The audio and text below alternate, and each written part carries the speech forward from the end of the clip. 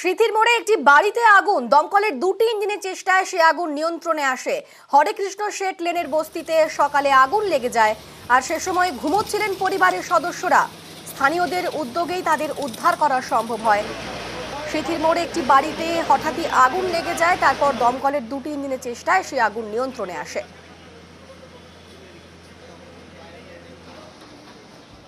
সাংঘাতিক, ওনারা ঘুমাচ্ছিল, তখন আমাদেরই পাড়ার কিছু এখানে ছিল, হঠাৎ ধোঁয়া উঠছে, কী হয়েছে তখন দৌড়াদৌড়ি করে, তখন প্রত্যেককে ডেকে ডেকে বার করা, শিগগিরি বেরো।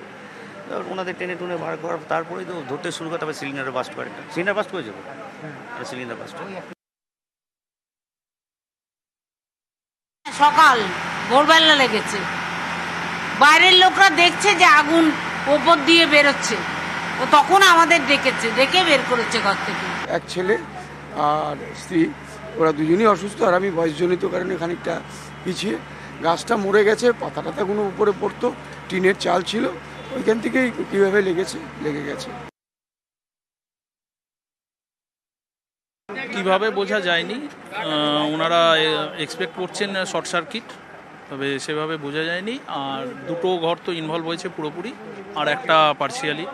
সিলিন্ডার লাইফ সেসব কোনো কিছুই হয়নি, লাইফও ইনভলভ নেই। দুটো টেন্ডার এসছে।